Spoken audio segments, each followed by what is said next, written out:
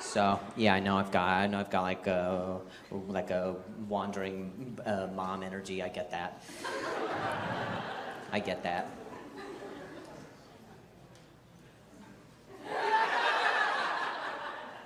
You guys sponsored? What's this? Both wearing Adidas? What are you guys? You guys siblings? Why is this? You guys always coordinate? You're super cutesy tonight. Yeah, I like that. Why even get separate shirts? I'm talking 3X and then just, that's right, sir. Mold her to your cocoon. Make her stick to your belly hair. No, that's how you trap a woman. You gotta get her with your hairs. Like one of the chambers in Harry Potter. Pube style.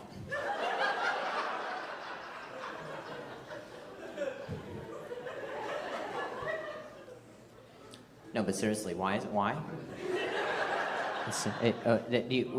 Yeah, I believe it. No, dude, I'm not gonna fight you, but I'm not gonna fight a guy in an Adidas shirt. No, dude.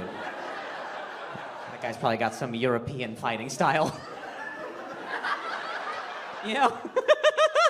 Something Latin. Dude's got a killer backstroke. This is how he spanks you?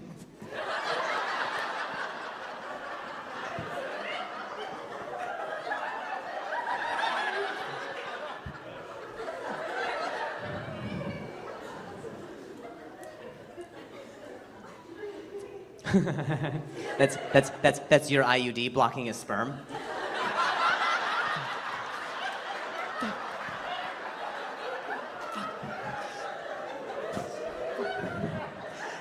Like the little characters on the Wii. We're like, never ever seen that from a professional tennis player. But when you get on the Wii, they're like. Hey, yeah, can I get a tequila on the cocaine? Thanks. So, hey guys, it's Drew Lynch. Thanks so much for clicking on the clip. I do stand-up live in the person forms. So come see me and hear the sound roll over your eyes. Yep, talking Atlanta, talking New Orleans, talking London, talking Seattle, I'm just talking a lot. We also got a lot of submissions from you guys of your dogs or pets watching our vlog, which we're going to put in a video for Stella's birthday this coming Monday. So if you have more submissions, feel free to send it to us. Email it to us at the link here. Dogswatchvlog at stellabday.com. Yes, we created a website for it. Oh, it's just an email, Raquel was saying. Oops. Still email it, though. Back to my example. Imagine if you had sex with a guy and you didn't feel bad about it. And then the guy was like, I'm done. And you were like, wait, I didn't get to finish my orgasm. And he was like, that's okay, I finished it for you.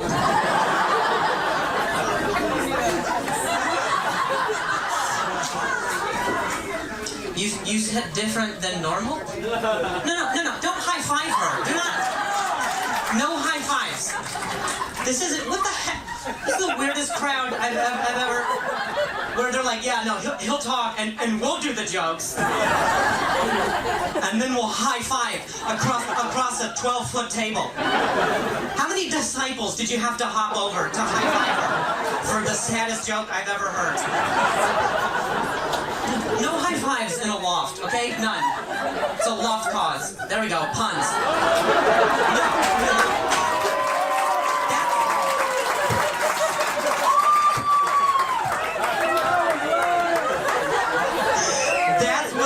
That's what you laughed at, was that?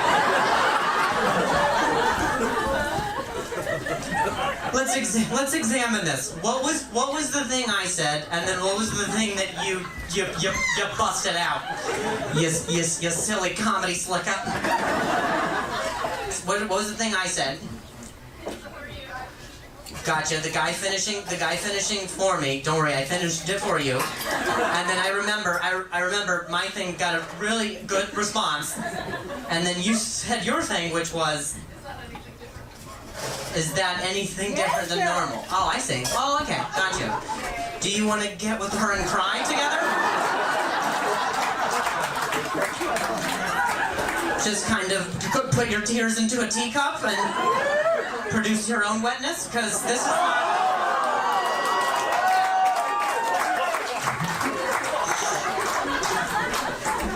It sounds like guys don't want to finish with you because you won't stop talking.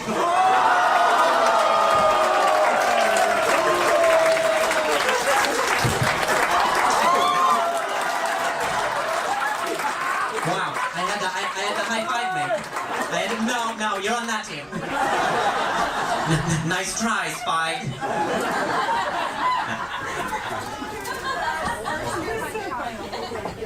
No, I'm joking. That was a good joke. It's true. Trust me. I have had sex with 3 women, and they both said that. I'm joking. It was 2. You're right. You got me. I had things prepared to say tonight, but not gonna do that. This isn't my show, Just feels like I'm in the. Well, do not awe. Why? It's the same girl who awes. Is this your girlfriend? Oh, it's your wife. Oh, well, you can't get out of it.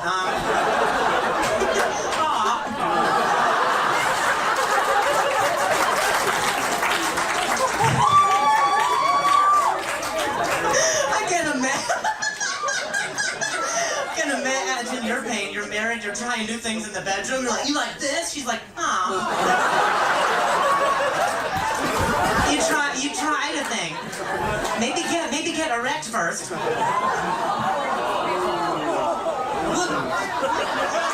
you're not the audience of Maury. Shut up.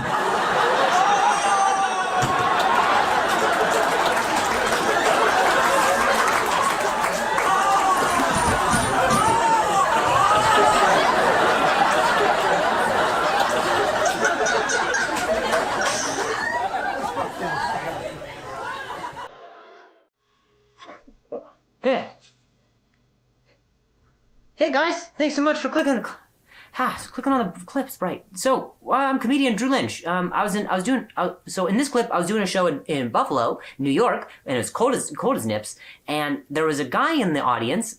There were many guys, but this guy in particular kept saying creepy things during the set of the comedian before me, and then that comedian dubbed him Larry the Raper. And I don't know what that is, so I was like, I'm gonna avoid that. And then I got on stage, and I didn't address it. And then some guy, the guys kept saying creepy things during my set, and I was like, all right, enough, cigar, on God. It's more like rapier.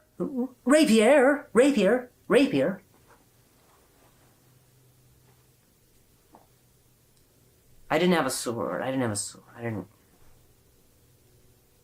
And watch the clip. Just watch the clip.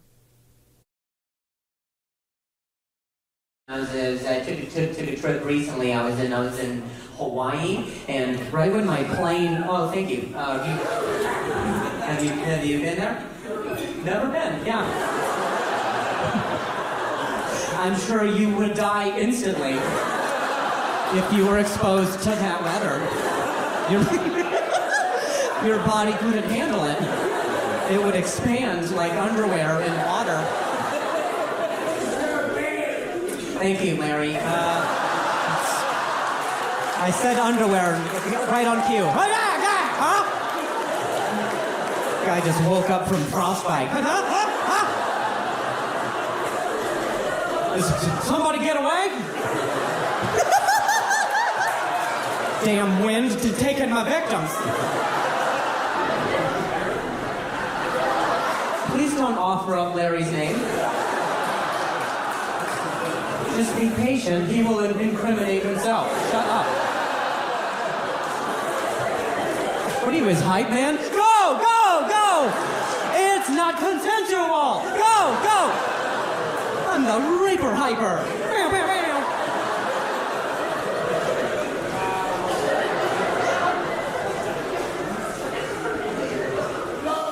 I don't know yet.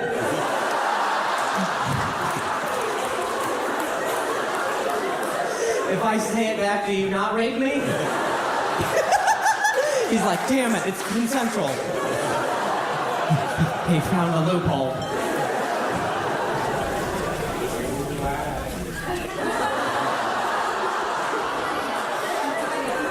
Did you just start singing a bluegrass song? What was that?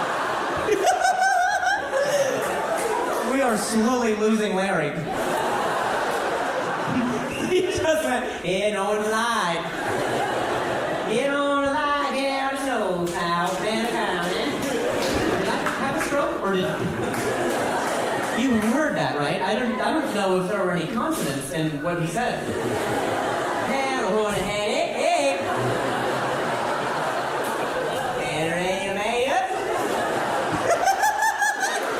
Why are you a trolley conductor? Hey, you want to be it? Hey, what? Hand a pad, hand, hey, hang, how? Up, hey, up, hey, up, hey, up, oh. Woo! Hey, no, I can't say that thing, I thought. Nope. No. Guys. No means no. I know that you don't give a shit about that rule, but. All right, I did the joke. It's like, I don't remember his face, but the whole time he was like, hand,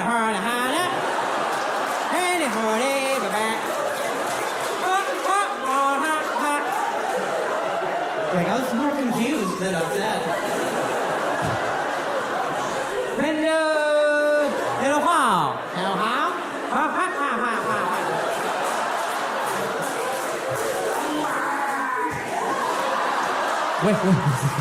Wait till the chorus. Shut up.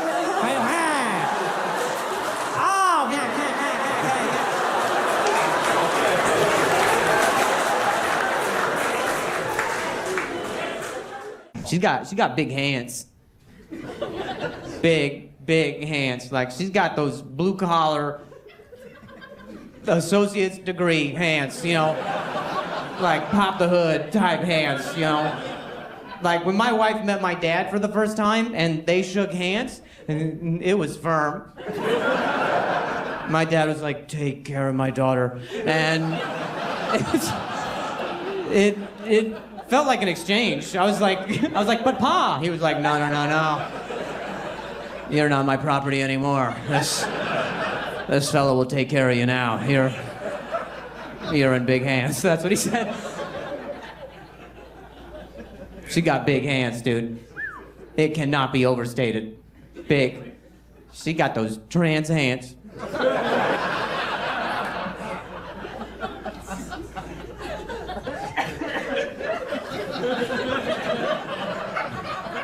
Like, my wife's not trans. But those hands, they've got other plans. She got those plans hands. Like, I'm very proud of my wife, okay? And so I'll post a photo of us on my Instagram, right? And then people will comment in the comments that they think my wife is trans. And I'm okay if somebody's trans. I'd be okay if my wife was trans. I'm not okay with somebody weaponizing the idea of someone being trans in order to hurt them. That's where I draw the line. Yeah. But those hands, I mean, if they're in the photo, I'm like, I get it. You know, I get why they said that. And so now she takes the pictures. She's got big hands, dude. I'm thinking about them right now. I can't, like, sometimes we're in the bedroom and we're just getting right to it. We're going right for the thing, going at it. We're doing the happy nap. See, we're doing the slappy daddies. I've had sex. I don't know why I can't say. I've been in the act, all right? I know what it is. Just trust, but don't imagine, okay? But I've done it. But sometimes, like, you know, like, she's just down there with her hands, and I'm like, please don't hold it, you know? It just, It doesn't even look like mine when she holds it. I'm like, that's not mine. There's no way that that's the same one that I had when I got here. It's not even mine. If you could return mine, that would be helpful. Then she lets go, and I'm like, there he is. Nothing in the background for scale. My goodness. He's magnificent. He's got a shadow almost. Big hands, dude. Big. One time she tried to two-hand. I don't have a two-hander. I'll tell you that right now. No chance. Not with those hands. I don't know what that second hand was for. She was just reaching out for hope, I guess. Second-hand embarrassment. That's what it was. She tried to make room. So what she did was she took her first hand and pushed further into my pelvis like she was choking up on a bat I don't have. But she already committed to the second hand, so it's just hanging out here rodeo style, and she settled on putting that hand over the first hand like she trapped a mouse in the field. And it was like, no, I swear to God, he's in here. I got him. Get a shoebox, quick.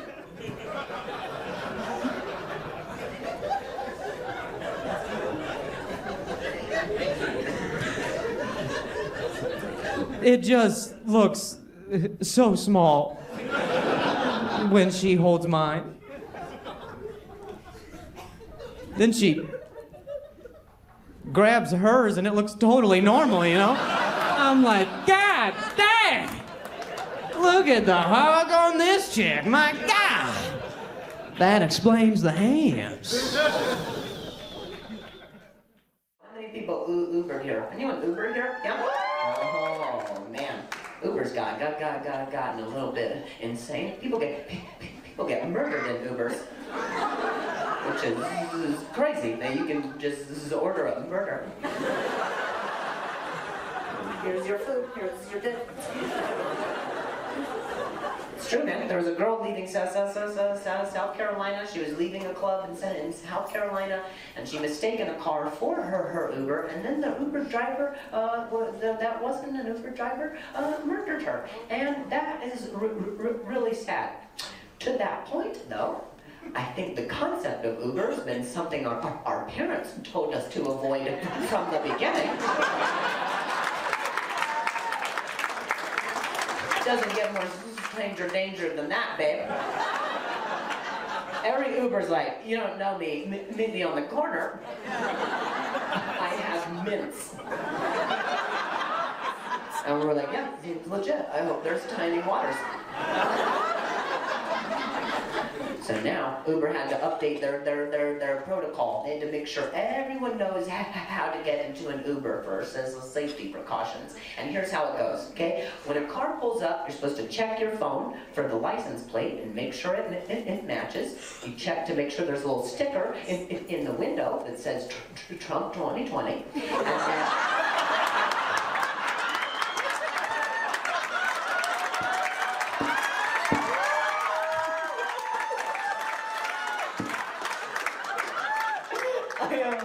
I am not political. I just like stirring shit up. Okay. Do it. Okay. Then what happens is you're supposed to get into the car, but before you do, you're supposed to say the Uber driver's name, and then they say your name back. If those information pieces check out, then you get in. One problem with that, I don't know if you guys have ever seen an Uber driver's name.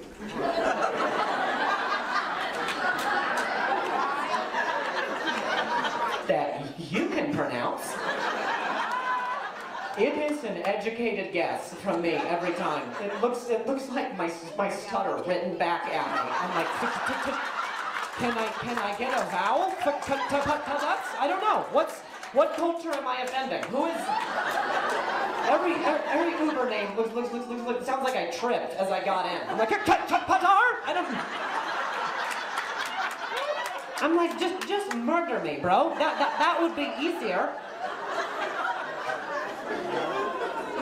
There was this one time, this Uber driver. I had an Uber driver pull up. He was an Asian gentleman. I opened the door. I looked to check for the name. It said FAQUEE.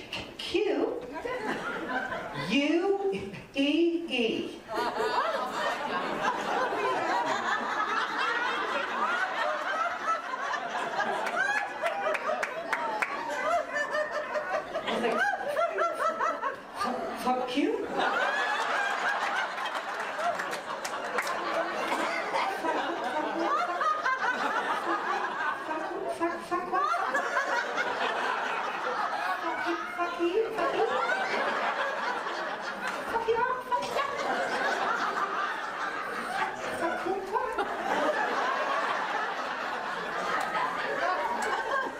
My driver went, huh? I was like, no, I'm sorry, no, it said FAQUEE. And I swear to God, he went, that's my license plate.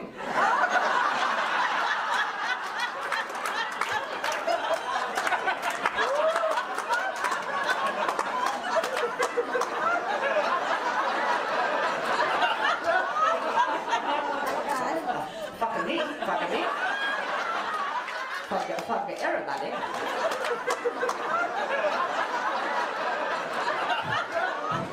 His name was Charles. He was so nice. Very lovely.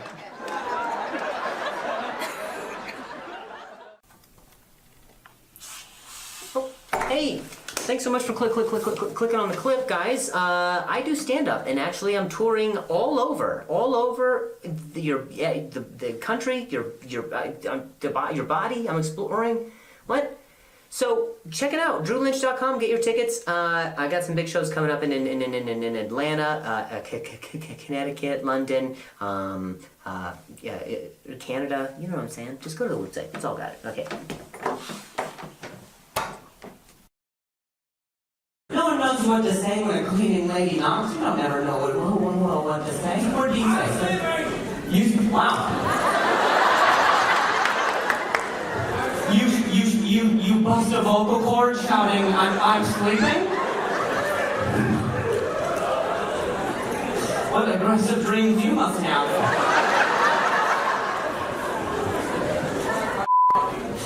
You say you're back on?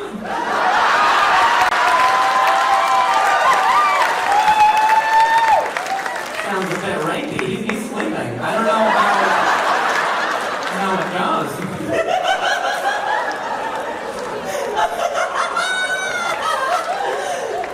That's gotta be a fun dude to hang out with. He just verbally shouts his whole day. I am sexing you! I am turning you over! I am orgasming! I'm done! I'm sleeping.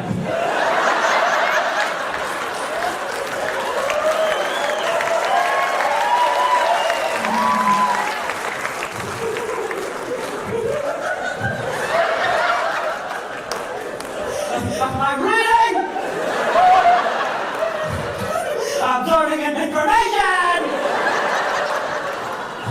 I know it!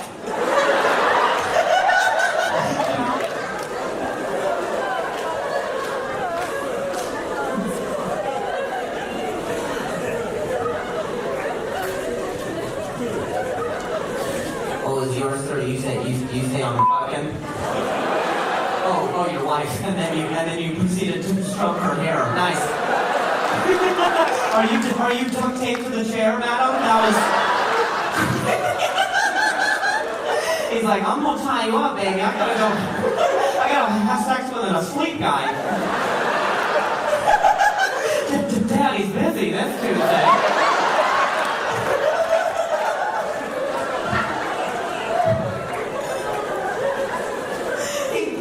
Like a horse. He's like, there you go, there you go, there you go, here. You can lead a horse to carrots. I see you. I saw your crime. You thought I was doing this thing. I got eyes in the back of my head, lady. I was petting an invisible tied-up victim. And now I got baggage. I see you. There's no one here in these two, so she got rid of her plate. It's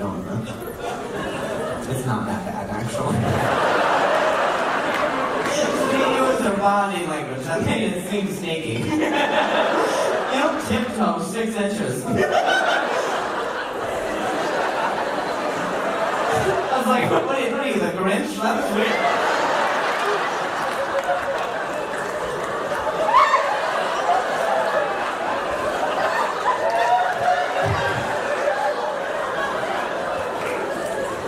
That was a chimney, but whatever. I have a chimney on stage, sorry. Also, waitress, excuse me, do you mind cleaning up this lady's duty? The shame on her face you can't get rid of, but the fries. Off the chimney.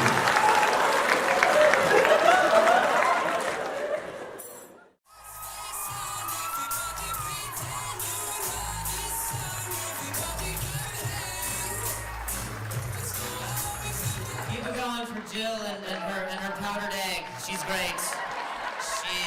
She's almost fertile.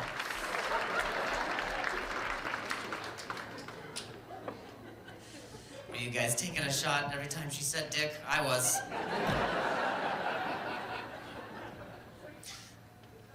Goodbye. You look like you might stay. That's how she leaves, huh? You're her 5th husband, I can tell. She's just like, did I forget? Why?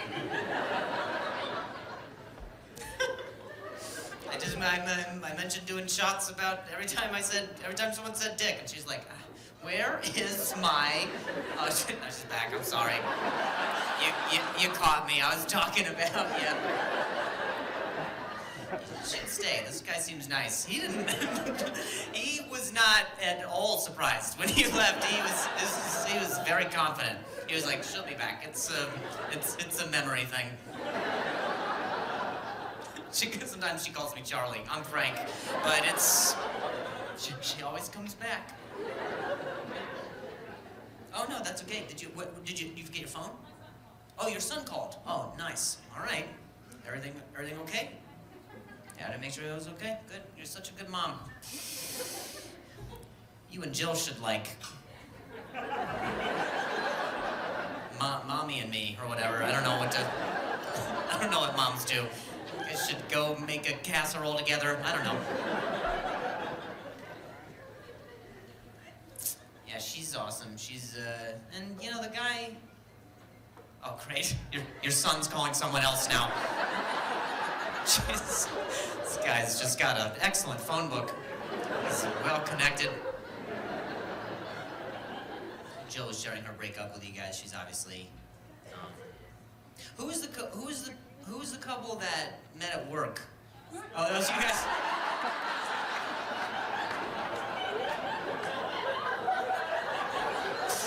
Well, you've just been through the ringer tonight, huh? Can't seem to get away. That's why you do these fake escapes.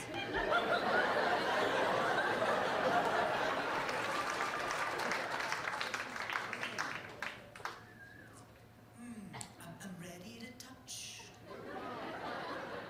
How's your son? Did you follow up? No, you never left. You hung through it. Man, you were through the thick of it. Oh, stepdad? Dude, you sit like a stepdad. You do the one knee over it?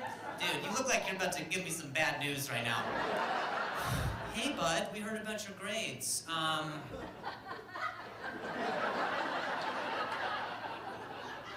We want to talk about it? We got a game of catch, maybe? Jimmy? You know I have sex with your mom, right?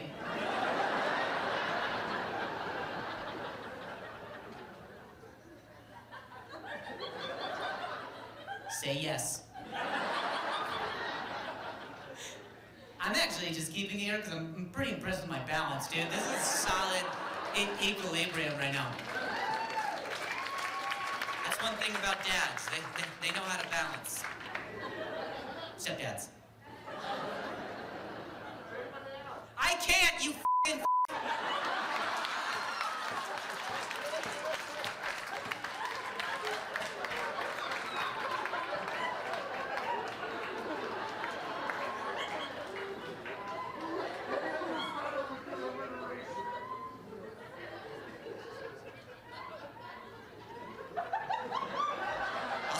I'll send my stepdad to come kick your ass. He'll stand up and you know he'll do one of these.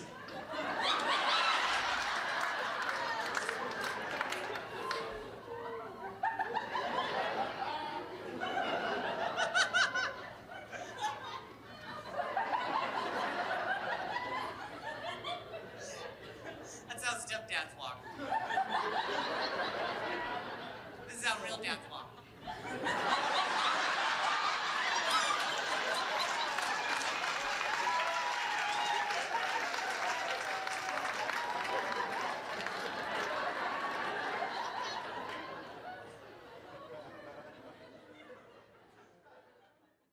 Hi, hi, hi.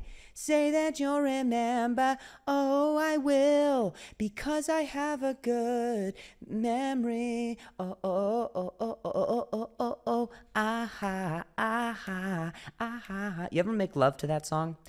You know, you dance in September and it's innocent, but once you put it on to try and set the mood with a young lady, she's giggling at you for your coitus. I mean, more than she usually does. Hey guys, welcome back to another episode of Did I Stutter with comedian Drew Lynch. Here he is. Have you ever had a dream that you had to do so much you could do anything? Hey guys, welcome back to another episode of Did I Stutter. I feel like I want to talk right at you and get right to the point. I'm direct. I'm trite. I'm derisive. Okay? I think I know two of those words, but I will tell you something else. I just got back from Portland, Oregon, not Maine. Portland, Oregon would destroy Portland, Maine in a fight, and I think they should. Pay-per-view Saturday. Final. Heavyweight. Portland versus Portland. East Coast, West Coast rivals, baby. That's who we sent. You know, New York thinks they're better than LA, and I can somewhat get on board on with that, but we just sent the wrong representative. You understand? I want your Portland versus mine, okay? Because Portland, Maine, I've been there, and their biggest problem is that the seagulls eat too close to the cafes. When I was in Portland, Oregon this past weekend, I saw a dude eat a bird. It would not even be close.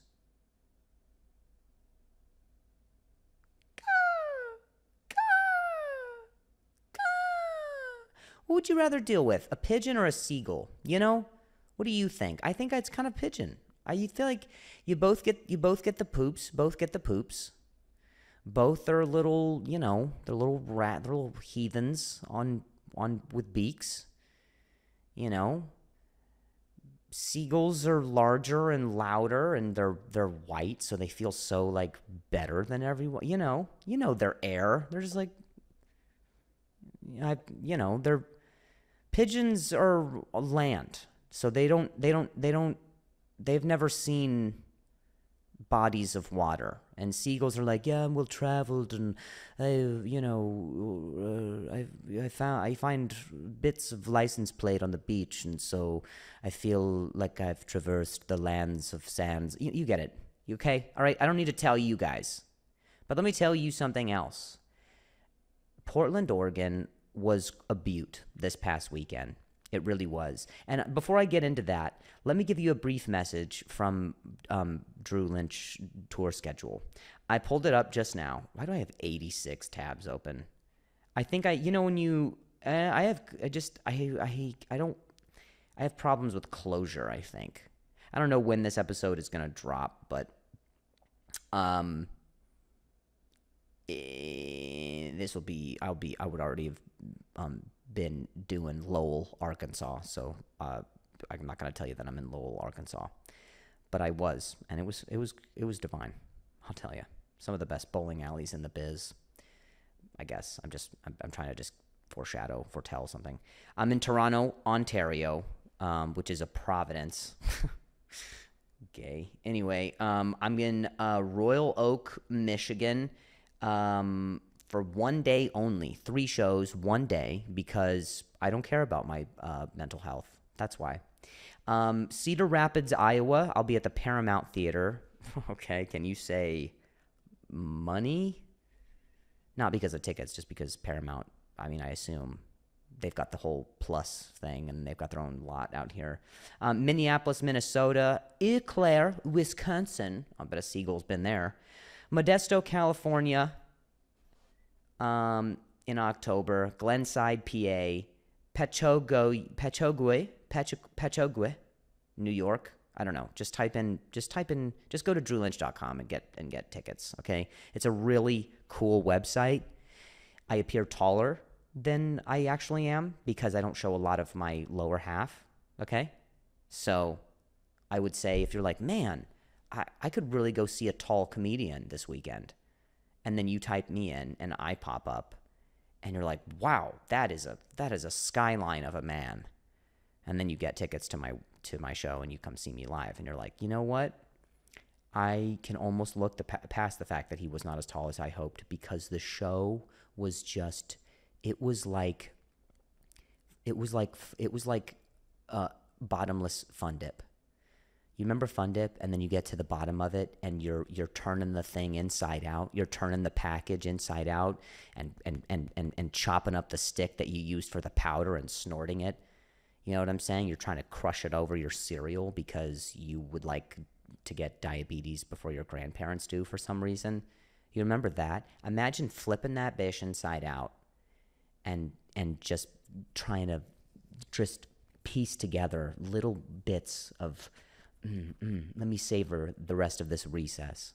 Bring me nostalgia from the mouth and type 2 diabetes. I can't remember which one's which. I don't know which one's hereditary. Whatever the fat one is, that's the diabetes I'm referring to.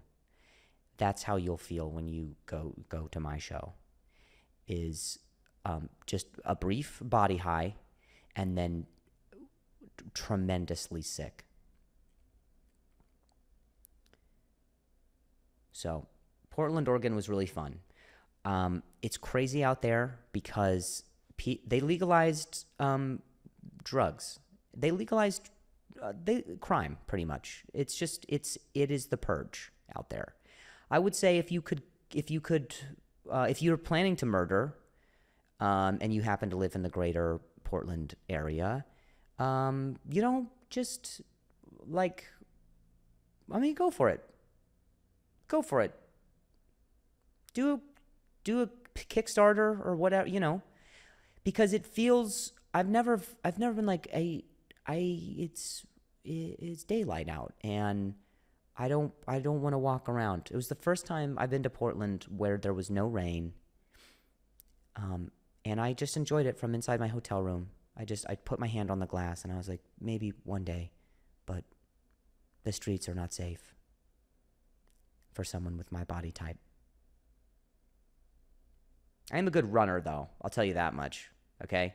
I see muggings in movies, and I'm always like, just give a juke. Just give a juke fake, and then diagonal your way down the alley.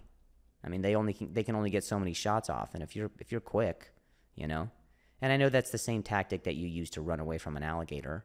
You're supposed to run diagonally because they're stupid lizards. But I would be able to am I the only, maybe I've just never been face to face with, real loaded, loaded firearms in my near my face, I just don't want it to touch, I just don't know where it's been. That would be my thing. Just don't, where they do that thing where they put it near your head and you're like, give it, like that thing. Just don't touch, like, all right, the distance from 6 inches to my head and not is going to blow my brains out regardless. You don't need to get it closer and, okay. We're obviously, we're not doing open casket, but I would like to know that in the afterlife, I don't feel icky because I don't know the history of whose else's head you touched the front of that gun to, It's Matt Rife's birthday today. I said, happy birthday, Pistol Whip. That's what I sent to him because I just feel like, you want to get closer to someone, you say happy birthday. You want to get further away, you give him a call sign like Pistol Whip. And I was like, listen, Matt Rife, you and I are getting too close. We're getting intimate, really. So why don't I just go ahead and take the reins on this and give you a name that probably means it's not grounded in anything. There's no foundation. So I'm just gonna go with Pistol Whip. It was that or Sex Goddess, and we already know he's that. So I just said Pistol Whip. Happy birthday, Matt Rife. He was in Portland, Oregon just before I was. It was a week of anarchy because Matt Rife did shows and he sells out before he schedules them. It's the craziest thing. He's like, I might go to Portland. And then people are like, I bought tickets. I already bought. I spent all my money. I have it. So I'm in row C, and he's like, okay. I guess I have to go since they bought tickets prior to me announcing that I was going. He was there at Helium Comedy Club in Portland. The staff is so amazing there. They were so nice, but they had a bitch of a week. They had a bastard of a day. Man, I guess I get why people say bitch of a thing because it's so much quippier. But I wanted it to be kind of like I wasn't choosing. By the way, bitch knows no gender, all right? So if you're someone who's like, I don't like when people say, okay, bitch is just like, bitch, you're being a bitch. You're being a whiny bitch. Stop your bitching. You're a little bitchy bitch, okay? But Matt Rife was in Helium the few days before, and he did like 6 shows, and they all like sold out like crazy. And then we did our shows, and we had a sold out weekend as well. And I could not imagine being the staff. I used to work at a comedy club. Yep. Let me dust off my photo album and bring you back. Grandpa's got a story. I used to work at a comedy club, and I'm telling you, when it is sold out shows, I miss the commiserate. I miss to be able to talk shit about audience members because we invite you to a place and we say, lower your expectations, release your inhibitions, just be yourself, let your hair down, and you have to get 2 drinks. You absolutely have to do that. There's no question. That is, you have to get drunk. You have to get drunk. Please don't drive home, but you must order 2 drinks. It's required. You have to do that, okay? So you will be looking at someone in the eyes and saying alcohol to them. Oh, what's that? You're 6 years sober? Well, you had a good run. It's a 2-drink minimum. And that's a minimum, okay? So we're kind of saying like, which is funny because when you get pulled over for a DUI, it's like you don't even say like 2 is like the maximum. If you say 2, they're like, get out of the car. So can we get comedy and the police on the same page, please? I mean, I back the blue, but I also back the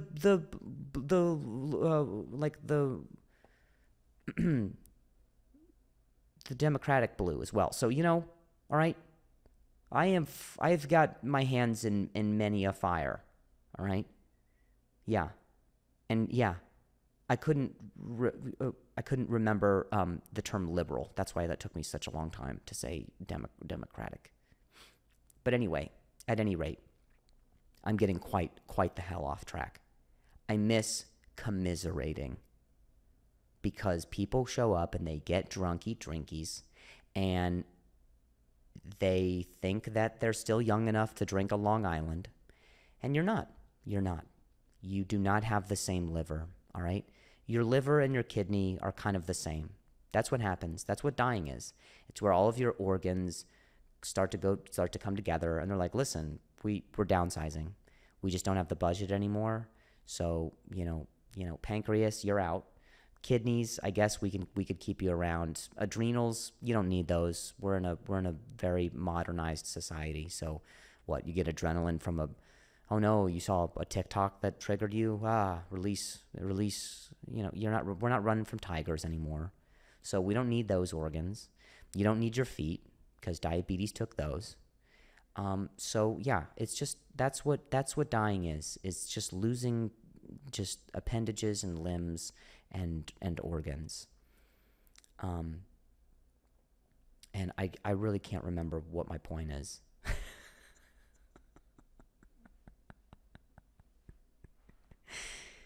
But I know when you come to a comedy club and you work as a waiter or as a ticket person, or even as a comic, we all have our limits. And I think the limit sometimes is just like 3 shows in a day. We did 3 shows. We did 3 shows in one day. My day started at 3 p.m. And people came to that show, which is the craziest thing I've ever heard. Like 3 p.m., what could we do? Like literally, when you go to a movie and it's daytime and then you come out of the movie and then it's nighttime? That did not happen for these people. They came out of the show after a 3 p.m. and were like, we could still go back to sleep and get up for our day. Anyway. The shows were helly fun.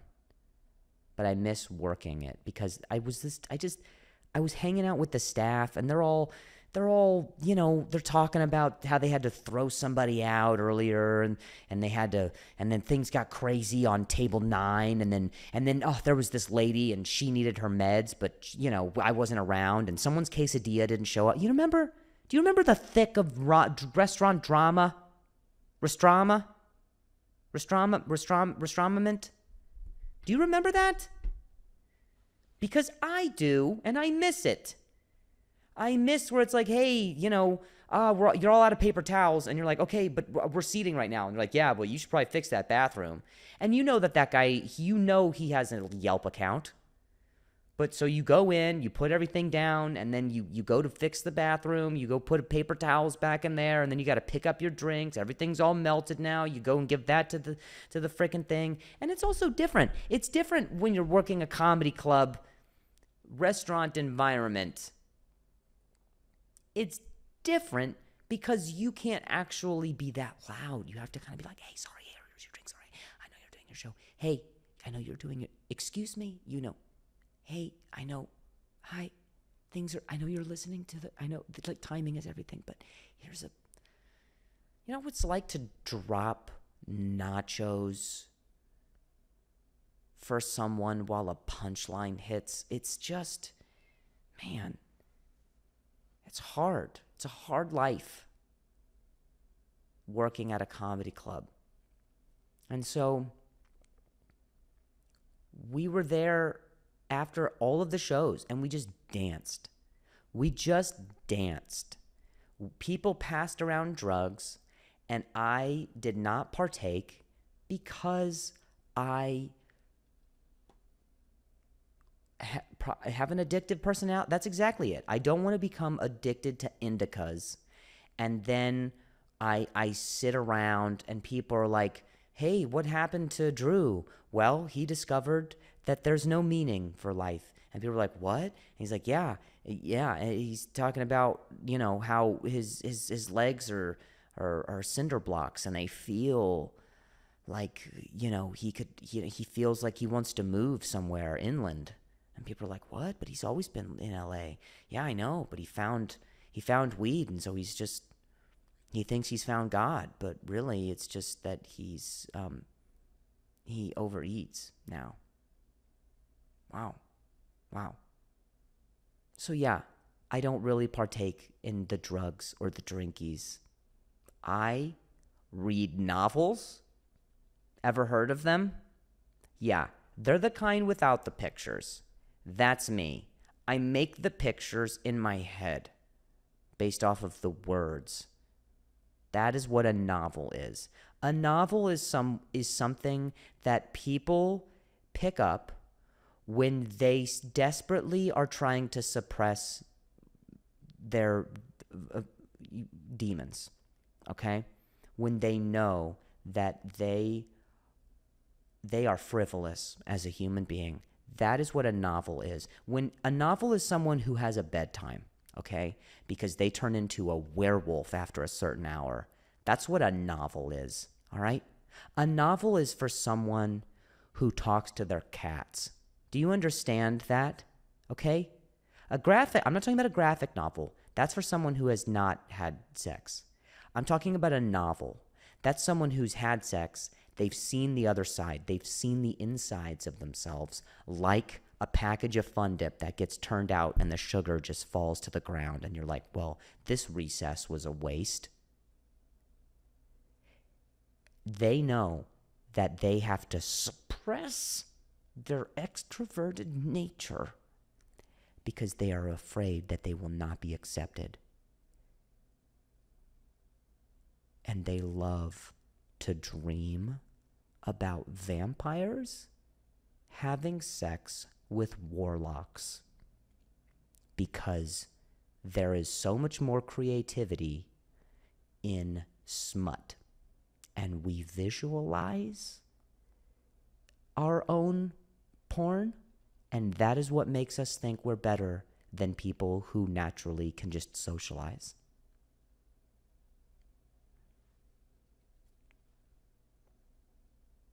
So I read books.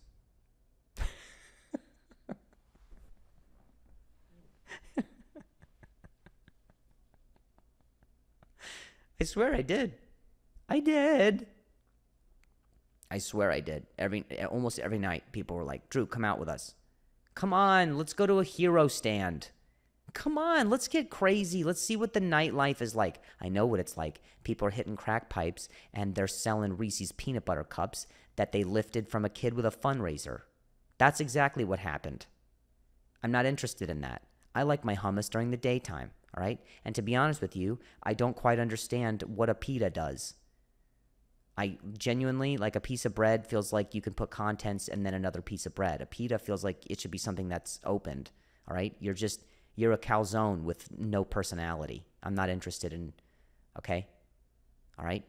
And plus, I don't trust lamb that's in thin cylinder-like shapes of like processed but somehow hand-sewn meat. I mean, it looks like a patch of dirt on a map. I don't trust lamb like that, okay? But somehow I mean, under the right circumstances, I absolutely love it. It's during the daytime. That's my point. I think almost most foods are not nighttime foods, all right? And I'm not that guy. Not anymore. Where you remember you were like, you get it. You were like, hey, let's rage, let's drink. And then let's eat, and then we'll drink, and then we'll see what happens. I'm done with the see what happens. I'm done with it. No more. No more see what happens. I know what happens. I've seen what happened. I saw it. Every day I saw it, and I was like, this is what happens? And then I get back, I walk back to the hotel room, and the only difference is I didn't get to read a book in the meantime. Now I start to think about how cool the sheets are. Oh my God. I could have masturbated. I was so giddy. Sorry, I'm not a very sexual person, and so that's why you understand that I'm not very sexual. That's why I said that. I figured out that if I'm ever trying to divert the conversation to something sexual, it's because I find it to be silly. It's not because I'm an actual sexual person. Ask my wife. I'm like a plank. I'm like a divorcee's vision board. You know what I mean? She's like, I just want to finish my car payments. It's very I'm modest, okay? That's what I am. All right? So, yeah, I'm not a let's go out and see what haps anymore. I don't want to see what's a haps, all right? I want to take nighttime naps. That's me. Daddy Drew is turned into full-on responsible dad, okay? And my wife gets me out of everything. That's the best part. She gets me out of every single thing. And she's not even there. People might think I'm a widower. That's how often my wife is not around but gets me out of things. And when she passes, sorry, Mel, when she passes in 140 years from now, because she has the immune system of a feral raccoon, where you're just like, how is that thing still alive? It's been in my family for 3 generations. Good digging through our trash. When she passes, I will still be saying things like, I wish I could, but my wife has got me, getting me at it. You don't even have to say much after that, you know? Oh, sorry, she's on a different time zone, so my wife is. I love that, you know? That awkward pause where someone's talking to you, and they're trying to size you up, you know, trying to see what your sexual timber is. They're trying to feel the energy of your libido. No more. I cut that shit down, all right? Just like the first circumcision I ever had. I snip it right out. I'm like, nope, sorry. My wife is actually gonna rub my feet later. Yeah. In the same sentence, I reject you and make you not attracted to me anymore. That's how much I respect the institutions of marriage. What's that? Oh, you guys are going to go to a strip club? Oh, I wish I could, but I have a mole, and it's just only my wife can look at it. Something like that. You know what I'm saying? Mm-hmm. Yeah. I'm not. It takes me real quick to turn you off. All right. It's not like one of those microwaves that beeps for a while and lets you know that it's still a little. It's not as turned on, but it's still like kind of letting you know that there's, you know, I'm still around. Not me. I shut that shit down. I go, oh yeah, no, I'm gonna go. Sorry, I got a nighttime bike ride tandem with my wife. Mm-hmm. And here's the thing. I don't even love my wife that much. I just like...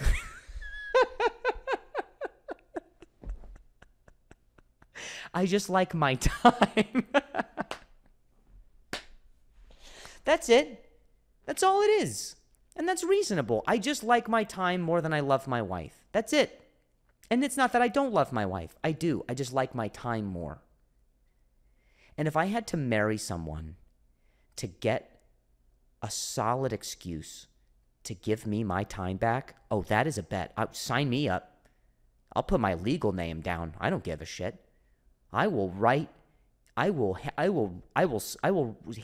sign it in cursive and then give that second line underneath where I write it in regular. And I'm like, yeah, that's what's up above there. Yeah, I've got a bit of a splashy signature. You can't tell. But underneath, here you go. I transcribed it for you. That's exactly who my name is and whom I married. Uh-huh. Oh, what's that? You need me to get into a tuxedo and invite all my friends and family and write down some vows and hike a mountain and pay a caterer? Mm-hmm. Yeah. Oh, I'll do all that to get my time back. Absolutely. Yes, I will. Oh, yeah. Yep. I, the Andrew doth Lynch, take said perfect wife to give me my time back. I mean, to give me in sickness and in the quiet of my underneath the blanket, reading with a flashlight, spooky stories. I just want to read. That's it. I just want to read. That's all. You ever show up to a bookstore and you see other people there and you're like, fuck you, dudes. Get out. You don't have the thirst for knowledge like I do. I'm competitive. Like, literally, that's how competitive but inadequate I am. I'm so competitive that I couldn't do sports. So I was like, well, I'll just work on my brain then. And then when I show up to a book, then I'm like the bully of the library. I'm the libra bully. I'm a libra. I don't care. I'm not wasting time with wordplay right now. This is serious. Get out of the nonfiction. Get out of the political science section. Get out. No, stop. Global warming isn't real. Fuck off. Get out of here. All right? I read Oprah's second autobiography. It's not as good. It's not as good. I get it. She's like a cat. She's had so many lives. She needs to tell them many times in a book. Get out, though. Move on. You bet. Get to the counter of the bookstore and buy yourself a candy bar and leave whatever stupid book you thought you were going to read on the ground. Take 5 steps back and find your car and get the hell out of here. If I ever see your face here again, it better not be through a bookshelf. It better be a memorial service poster because you got sad that you had to find your information from the internet like most children do now. But I am an old soul, okay? And I read books. Do you get me? I'll read book. Here's the thing. Here's how much I'll read a book. I will show up at a bookstore before the coffee staff gets there. Do you get me? I show up, I'm sitting in the seat, and I make people's day. I make people feel frazzled at the bookstore. Okay, that's how smart I would like to think I am from reading books, but not really that smart. Because a lot of it is just, it's not a very high reading level. People show up to make lattes, and I'm already there, sitting in the coffee shop that's inside of the bookshop, inside of the bookstore.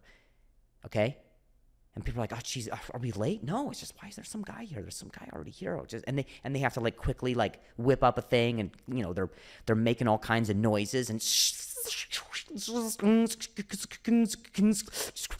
they're mopping up and getting the register, counting their pennies. Yeah. And then I don't even get a coffee. I walk out. I walk over to the book side of the store, and I'm like, yeah, just trying to get you. There's your shot of caffeine. It was me. It was the imperceptible concept that it's the inconceivable notion that the customer is always right and that you need to be prepared and you're off your game. Yeah, I learned that in the psychology section of the bookstore. I motivate with my presence and I shut people down. Whatever your traumas are, find something else. Try lacrosse, try rock climb, go do something else. Explore your life. But the bookstore is my domain, okay? All right? Okay? I don't drink. I don't do the druggies. I don't paddleboard. I don't know what else people do. I have no idea. You want to know why? Because I read books. I have no idea. I have to read. When I want a dose of reality, I wander into the nonfiction section. That's what I do. And I'm like, oh, I guess that was a real figure. Okay? That's where I get my news. Not from the internet. No.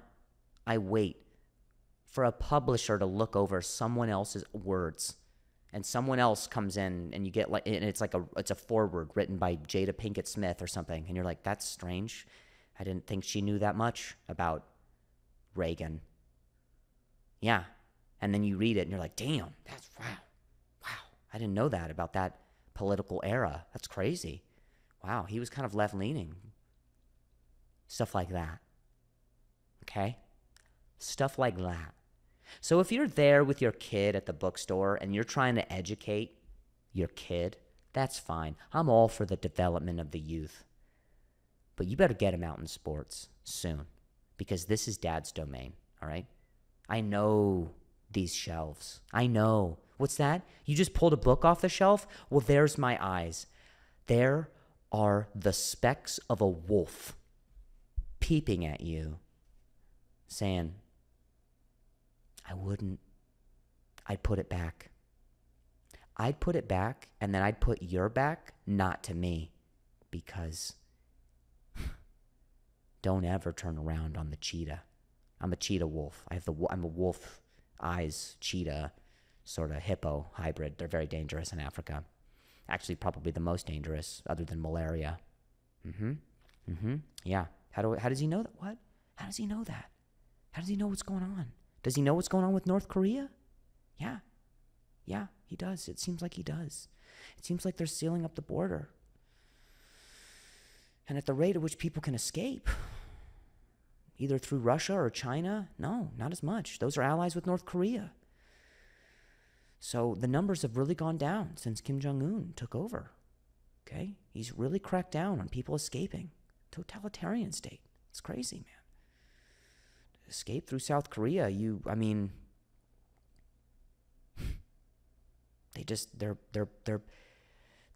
malaligned, but in the right way. It's crazy. We've got two different Koreas, and they're not even able to be.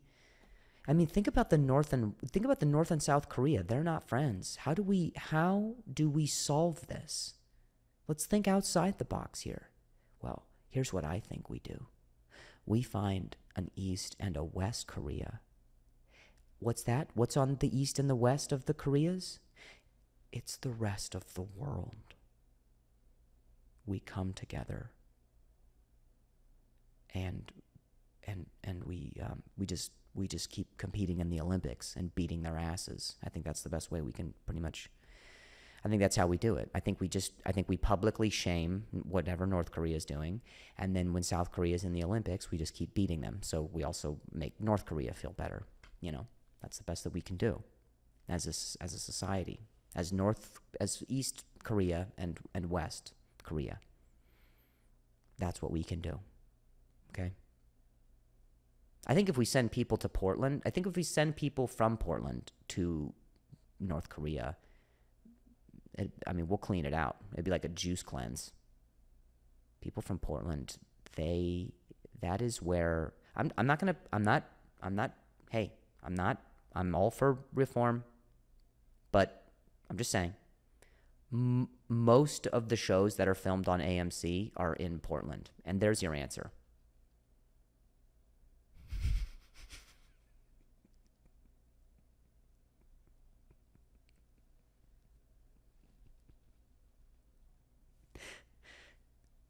So maybe I've said too much, but if you're in my bookstore, get out, okay? One time I was glaring at this guy who was in the same aisle as me. Gave one of those. Gave one like a snap of the book like that.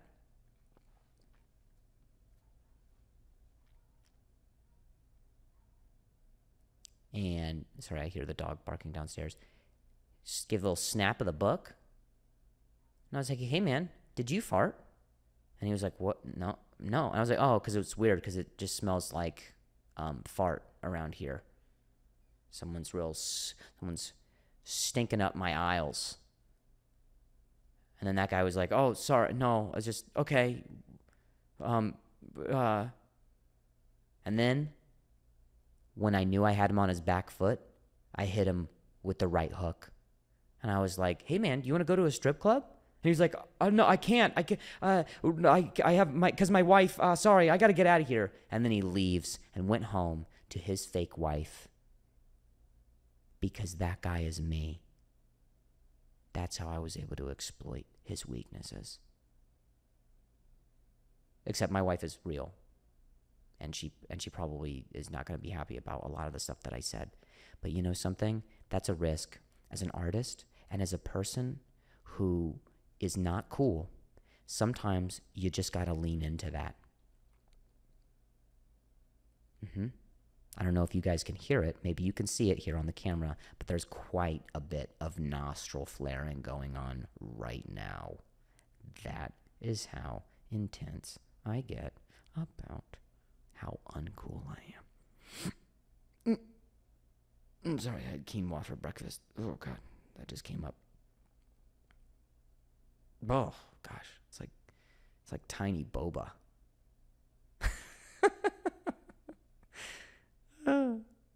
I hung out with some young comedians, some older. Actually, I think they're all older than me. But they're young guns. They're young. You know? They're young. They're getting the back of their knees wet with sweat. You know what I mean? Putting a little bit of perspiration into their inspiration. That's what I love. Hanging out with my boy Isaac Abrams, Keon Poley, and Nakeem Hoyt Charles. That's one person, by the way. There's no black people in Portland. I asked, and then I surveyed. And so I was like, you know what? I'll bring my own. That feels right. So, hung out with them. The last night that we were there, we were all hungry for Chinese food. Because when you're with a group of people, you have one collective stomach. And you go, are we hungry? And then some people go like, yeah. And you can never tell. Some people are lying because they're really hungry. And some people are lying because they want to be social and they're not at all. But they'll eat. They'll put on a few extra pounds just to try and seem liked. And I'm not talking about me. What? So when you ask, anybody hungry? Yeah. The answer is always the same. I could eat. That's nice. What a first installment of a country. What first world development we have where we are just able to say, I could.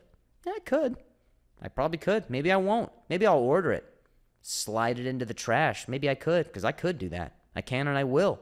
I don't care about food. I had it yesterday and earlier today. Yep. Yeah.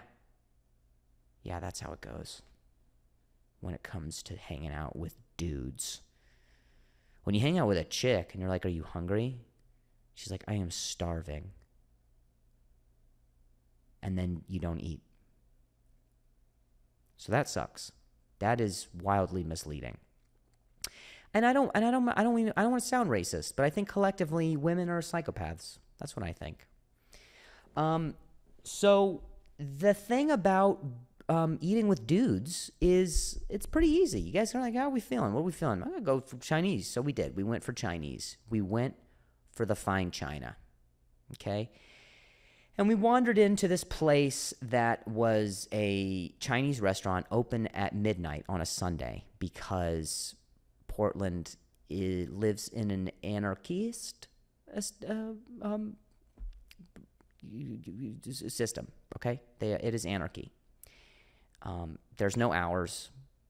There's no rules, really. There's no government. We walk in. There is a guy in a glitter red top hat and a scarf and a jacket who was not Michael Jackson singing on stage. By the way, there was a stage, and you're goddamn right. It was karaokes. It was the karaokes here to say, hey, I know you think comedy is your calling, but here are 3 drunks and a tone-deaf DJ who still thinks they have a shot to tell you that your life is meant to be lived paradoxically, okay? You are the Batman of this particular vocation. Comedy at night, karaoke by early morning. Okay? Day job, and then fighting the crimes of sweet, sweet melody and poetic musical symmetry that exploits justice through expression. And it is your job to sing it into a $38 sound system. And we have a disco light from the 90s that we bought in an auction from a bowling alley that got foreclosed. That is what a karaoke place is. And we did it. We did it, and we milked every little dumpling for what it was worth. That's me making a reference on the food, not the employees. The employees were not, they were very much white. There is no diversity in Portland. I cannot stress this enough.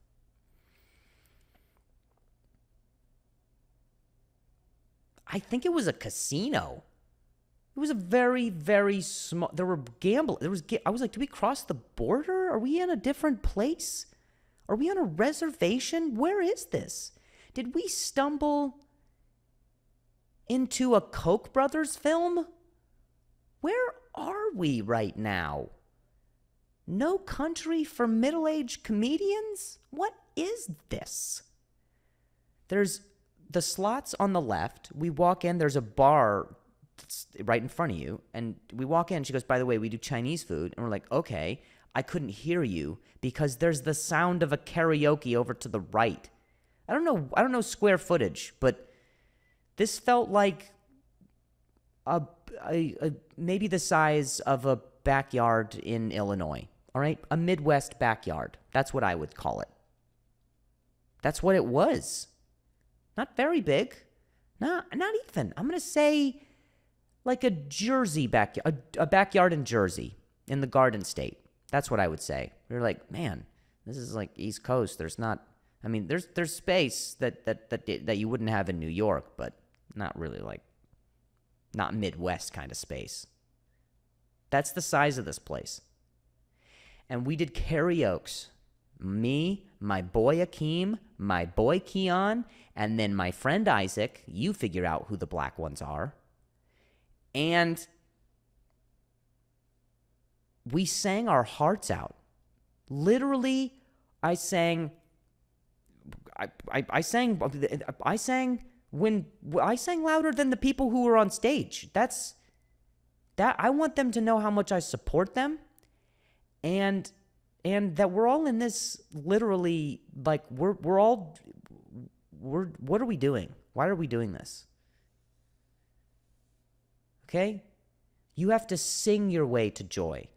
That's what karaoke is. You're very sad. You're very sad, but you leave that outside.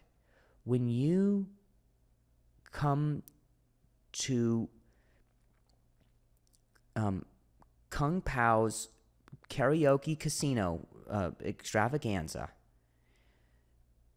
you become a different person. You have to, in order to survive in an environment where depression is in the corners of the room. But let me tell you, you find pockets of brief, fleeting joy, and that, my friend, is usually where the lighting is, in like where you're able to be lit, because the lighting is not very good either at that place.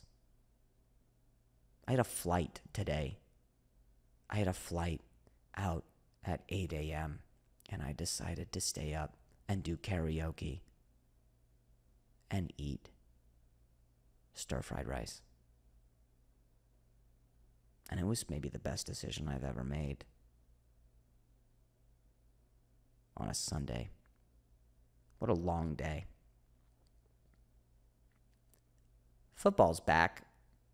I've been watching football. Been watching it.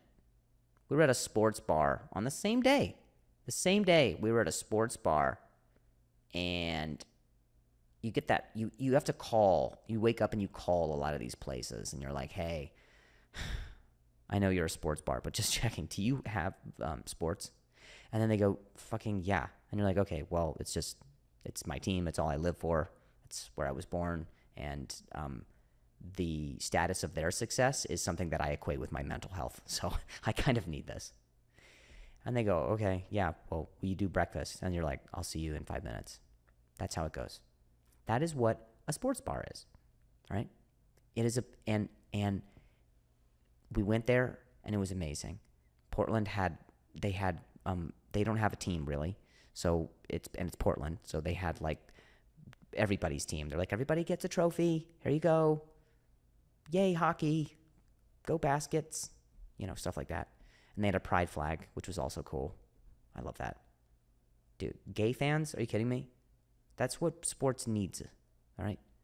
We need just a little bit of horniness in the air too, because there's no chicks around. So let's just get some eyes kind of glancing down from the screens, giving me some like, oh, nice, I love the fit of your shirt kind of a vibe, all right? That's what you need. You need gay sports fans.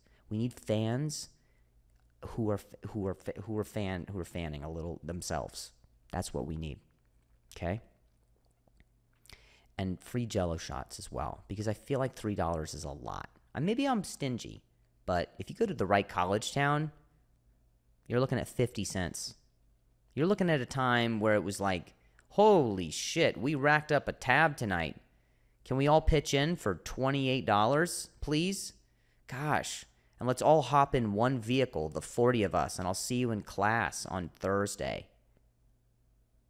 Man, I love a college town's Jello shot special. You get 5 for $1. And then meanwhile, in Portland, because they're trying to put their tax dollars to probably a good use, something with drugs in the unhoused situation, which is really nice. But I will not be doing it through alcohol-infused Jello. If you're gonna give me $3, if you're gonna give me a $3 pitch for your Jello, you better damn well make sure that there's not alcohol in there, because I am a huge fan of just Jello.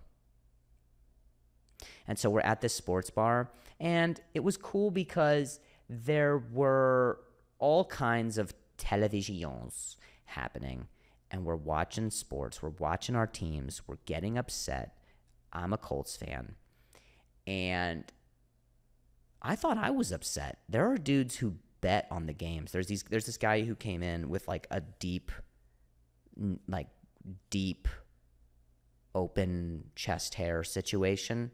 Kind of like, all right, like it's not quite a yacht, but it's to the right poor person, it would look like it. But he's got and there's just lush hair, and he's, whatever. He's thinning in cool places where you're like, oh man, I'll bet that's stress related. But he's got like a lot of perfume, and then, he comes in and he's shorter than he thinks he is. And he's got there's no jersey. It's just a white button down, and it's pressed. And he's got, fucking slacks and socks that you can, they're up to his knees. And you're like, all right, is this a lot? I feel like, are you Irish? Why is this? And he's got still a little bit of gel on his ear. And, he's like, hey, he's the only dude with a umbrella in his drink. And you're like, okay, this, all right, very weird.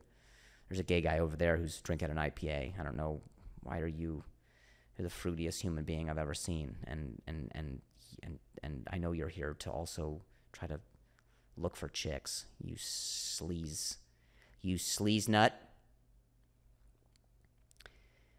And bro was getting stressed out. He was stressed. He was looking at his phone, like he was betting on, I don't know, dude. He was betting on the commercials. He's like, Aaron Rodgers fucking... No, it's fine. It's fine. I thought it would be a Mahomes one, but it's another Aaron Rodgers one. It's cool. That's all right. I just took the under on the Aaron Rodgers. No, it's fine. It's cool. No, State Farm they're a great company. They're viable. I got to call my ex-wife, that kind of guy. That guy, like just high stakes. The kind of guy who's got neck hair. And I guess I don't mind. I get it. We can't really see back there, so I get it. But neck hair is not fun to look at when it's standing up. When that hair on the back of a dude's neck is standing up, when you're like, damn. The situation just went from fertile to fervent very fast. Things are in the air, and they are ripe with trife. Ripe with trife. He was losing mad money. That's what I felt. So, speaking of, this episode was brought to you by FanDuel. Just kidding. But gambling could ruin people's lives. I grew up in Vegas, and I saw the empty looks of people's homes being escorted out of their buildings, out of the casinos. Yeah, I lost people lose their homes, literally. The floor manager backed a truck into the casino and was like, "Here's your house. Is this your house?" And they're like, "Yeah." And they're like, "It's ours now. Fuck piss." And they drove their house off of the casino floor with the help of that motorcycle that you could win if you play the jumbo slot. I just dropped my phone. Who gives a shit? This is a slippery Nana. Slippery Nana, or as I like to call it, elusive grandma. She never returns my calls. Anyway, guys, don't dump your lives out on FanDuel, all right? Just, okay, clean yourself up, but not too much.